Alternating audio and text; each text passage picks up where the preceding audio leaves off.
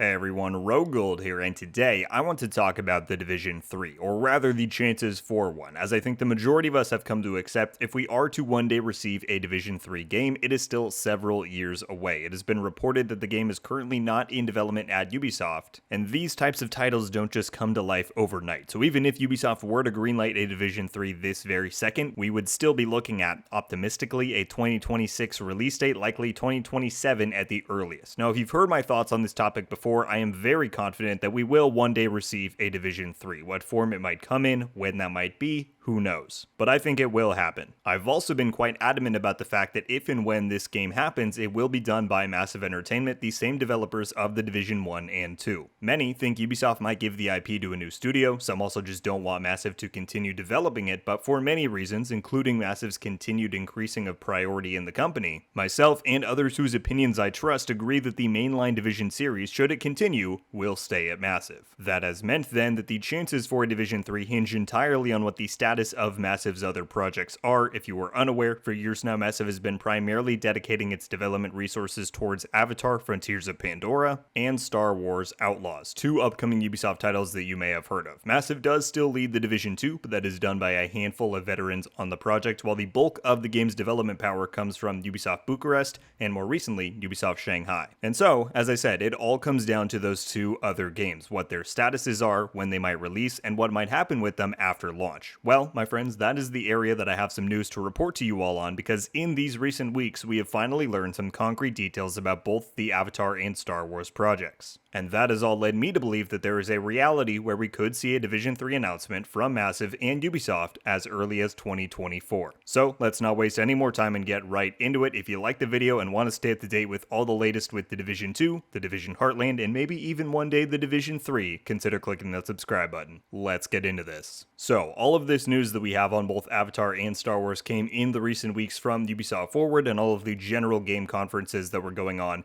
at that time. So I'm just going to quickly go over each project individually, explain what we learned, and then we'll loop it all back around by the end to talk about what that means for the chances of a Division 3. Starting with Avatar: Frontiers of Pandora. Now, this game has been in development for a long time. It was first announced back in 2017, just a year after the original Division game released, and was originally set to come out in 2021, I want to say. But we did finally get a definitive release date for the game at Ubisoft Forward, which is December 7th of this year. Now, my assumption for a long time, and I feel like there had maybe even been reports of this, was that because the Avatar franchise has seen its resurgence lately, obviously The Way of Water came out last December, there's like 3 more sequels on the way, is that it had seemed like the plan was to potentially keep this Avatar game going long term, and not necessarily make it a live game per se, but to have the development team continue making content and drop major expansions for the game in alignment with these new movie releases, effectively creating that cross-platform synergy of Avatar content. Well, that had been the assumption, but it seems like that's not actually going to be the case. During this whole game conference whirlwind a few weeks back, IGN held an interview with Frontiers of Pandora's associate game director, and side note, if you're a longtime Division fan, you will recognize this person as Drew Reckner, who used to be a lead on The Division 1 and 2. He appeared on State of the Game numerous times, and was primarily in charge of designing the AI that the NPCs use in the Division games to make them as dynamic and cunning as they are. I always had a great amount of appreciation for Drew's enthusiasm and professionalism for the Division, so it was really great to see him again. But let me play this clip from the interview and then we'll talk after. Now, of all the games that could be well suited to like a live service model, I feel like Avatar makes a lot of sense because there's a movie coming out basically every 2 years for pretty much the rest of the decade. Can you talk about sort of the decision to make this a like standalone single player experience, and if you're able to talk about it, what the plans are post-launch? In post-launch, we do have 2 DLCs lined up that we'll have more information on, and that will be an expansion of the story.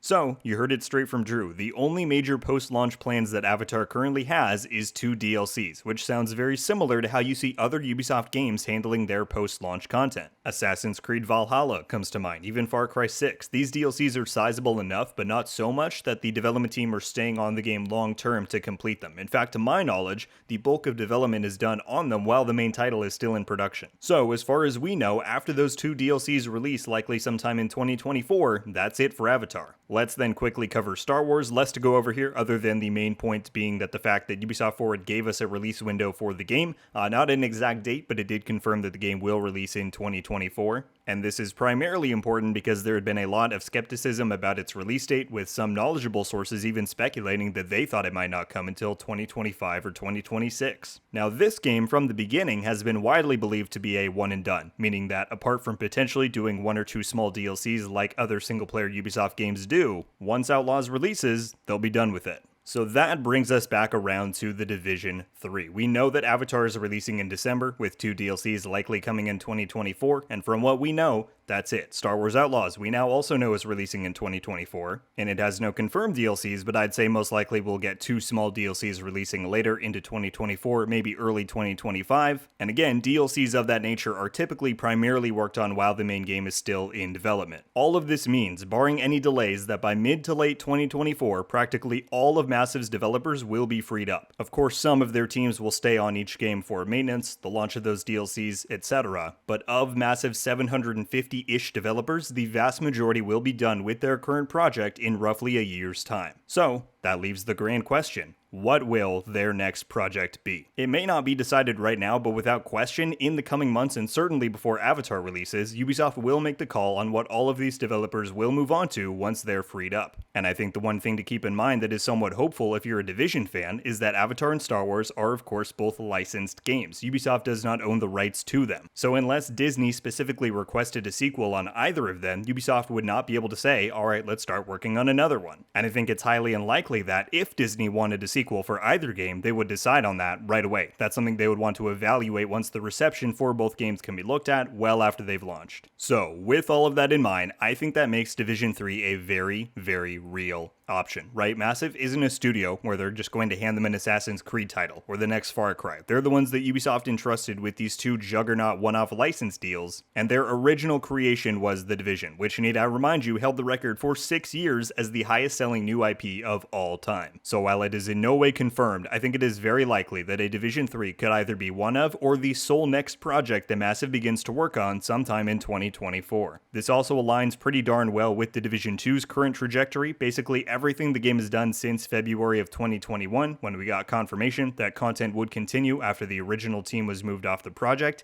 has led up to this DLC that we now know is releasing at the end of Year 5. Year 4 was the rebirth of the game, honestly a big experiment on Ubisoft's part to see if it would survive after such a long content drought, and indeed it did. That first update was so popular that they greenlit Year 5 just weeks later. And now, that new team has built up enough resources and enough knowledge to tackle releasing a new DLC, which as of right now is roughly set for March of 2024. And that has been the big question for a while now. What happens after that? Do we get a Year 6? That hasn't been announced yet, but my whole point here is that given what we now know about the timelines and post-launch plans for Massive's other projects, I think the announcement of a Division 3, either concurrently with this new DLC's release or shortly thereafter, is now a very real possibility. But as I said before, it is easily one of the most likely possibilities for what Ubisoft would task Massive with working on once Star Wars and Avatar conclude. And as a Division fan, that is of course a very exciting prospect. If it were to happen, there's a million different ways that they could handle things, because if they were to decide to do a Division 3, it would only begin work in 2024. So that would mean, optimistically, we could hope for a 2027 release date. Does that mean Division 2 continues to get content with Year 6, even Year 7 to bridge that gap, and that content would be led by Bucharest and Shanghai while Massive works on Division 3? Does it mean that this new team merges with the old team to fully focus on Division 3, and that this upcoming DLC is the final main content we get for the Division 2? As I said, many, many possibilities, but from what we know publicly so far, Year 6 is not yet a lock. And that could either be because Ubisoft is waiting to see how Year 5 performs, because they have a greater plan with the Division 3 in mind, or something else entirely. Again, as of right now, nothing is certain, but with all of this latest information, it has given me more hope for the announcement of a Division 3 than I've had in a long time. So, I really hope that is what we're heading for. It'll be important to keep an eye on things in the coming months. If we continue on with no Year 6 announcement, what does that mean? What do we see being spoken, not spoken? It'll all be very interesting to keep an eye on.